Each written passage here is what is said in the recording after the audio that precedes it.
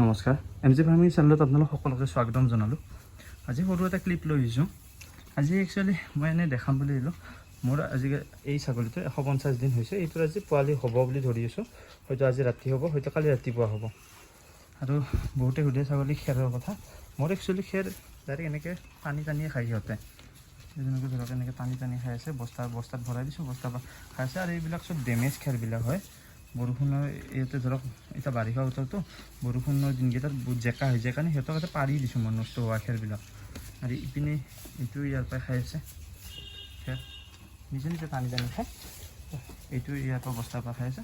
তো মই ডাইৰেক্ট এনেকৈ ধৰক ইয়াৰ পৰা আনিলোঁ, নিজে এমুঠি এনেকৈ ডাইৰেক্ট আনিলোঁ। এমুঠি ডাইৰেক্ট মই এনেকৈ দেখিছে আপোনালোকে ডাইৰেক্ট হাতৰ পৰা খাই আছে।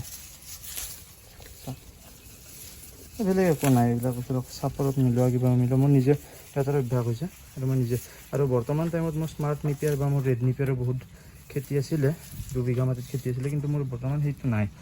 মই সেইখিনি বৰ্তমান এইটো কাৰণত মই বন্ধ কৰি দিছোঁ। মোৰ অকল মোটামুটি মোৰ গোটেই বছৰটোৱে মই অকল খেৰত চলে মোৰ নৱেম্বৰ ডিচেম্বৰত মই খেৰ লওঁ, লৈ কিনে মই গোটেই নৱেম্বৰ ডিচেম্বৰৰ পৰাই গোটেই বছৰটো মই খেৰত ডিপেণ্ড হৈ থাকোঁ।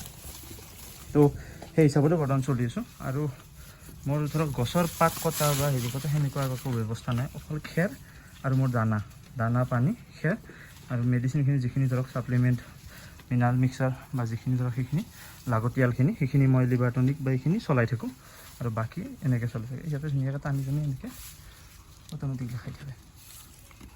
তো মই বিশেষ একো ধৰক চাপৰ লগত মিলাই বা কিবাহত মিলোহাই ডাইৰেক্ট সেনেকৈ নোখোৱাওঁ। মই জাষ্ট এইটোৱে দেখুৱাৰ কাৰণে বহুতে ভাবে বোলে ছাগলীয়ে খেৰত অলপমান এনেকুৱা নহয়, গৰুৱে যেনেকৈ টানি খায় ন সেনেকৈ ডাইৰেক্ট টানি খায় ইহঁতে। তো মোৰ কাৰণে ইহঁতে মানে ভগৱান টাইপৰ। এইটো অভ্যাস হৈছে যে মোৰ কাৰণে সিহঁতে ভগৱান। ইহঁতে মোক ছাপোৰ্ট কৰিছে, যাৰ কাৰণে মই এইখিনি কৰিব পাৰিছোঁ। মোৰ কাৰণে ইজি হৈ গৈছে একচুৱেলি। কাৰণ মই গছৰ পাতো কাটিব নালাগে, মই ঘাঁহৰ কাৰণে মই মাথাও মাতিব নালাগে। আৰু মেইনলি এইখিনি বতৰত বাৰিষা বতৰত কি হয়, যেতিয়া ছাগলী চৰে ন অলপমান হেৰি হয়, কি বুলি কয় ধৰক পেলুৰ সংখ্যা বাঢ়ে পোৱালিৰ, বা কিছুমান ছাগলী অলপ পেলুৰ সংখ্যা বাঢ়ে। এনেকৈ ধৰক গ্ৰেজিং কৰিলে যেতিয়া বতৰ ধৰক ডাৱৰী থাকে বা বৰষুণৰ বতৰ থাকে, পথাৰত পানী হয়, সেইখিনি সময়ত ধৰক মোটামুটি বাঢ়ে পেলুৰ সংখ্যা।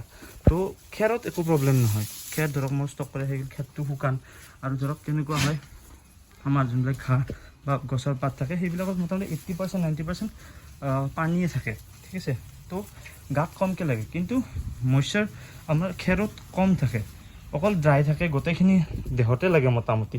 তো সেই হিচাপতো এটা চাইডে ভাল, বেছি প্ৰয়োজনো নহয় ছাগলীটোৰ ধৰক বেছিকৈ প্ৰয়োজনো নহয়। মোৰ এটা বস্তু চাওক, পোৱালিকেইটাও এই তলত সোমাই খাই থাকে। এইটো পোৱালিটো দেখিছে, পোৱালি বেছি দিনৰ পোৱালি নহয়, এইটো পৰিস্থিতি 3 মহীয়া পোৱালি। আৰু এইটো নিজে অভ্যাস হৈছে, পোৱালি মাকহঁতৰ পৰা শিকিছে।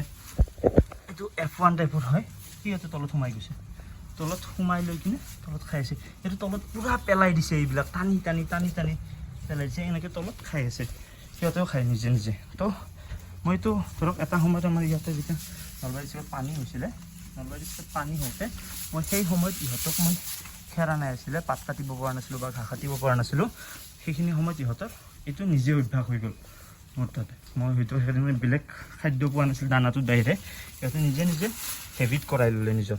তো ভগৱানৰো কৃপা, আৰু ইহঁতেও মোক সেইখিনি সহায় কৰিলে কি মোৰ ধৰক ঘাঁহ আৰু ভাতৰ প্ৰব্লেমটো মোৰ মৰি গ'ল।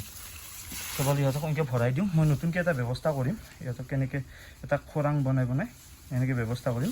এইটো এটা বনাই থৈছোঁ সেনেকৈ, ইয়াতকৈ ভালকৈ কৰিম। ইয়াতে এনেকৈ খেৰ থৈছোঁ, সেনেকৈ ভালকৈ কৰি গোটেইকেইটাক এক্সট্ৰাকৈ দি দিম, আৰু এক্সট্ৰা খাব পাৰিব। মই জাষ্ট এইটো এটা এনেই মই আজি ইহঁতক এনেকৈ খেৰ দি থাকোঁতে মই ভাবিলোঁ আপোনালোককো এবাৰ দেখাই দিওঁ, সেইকাৰণে। থেংক ইউ, আজিৰ কাৰণে ইমানখিনি, ধন্যবাদ।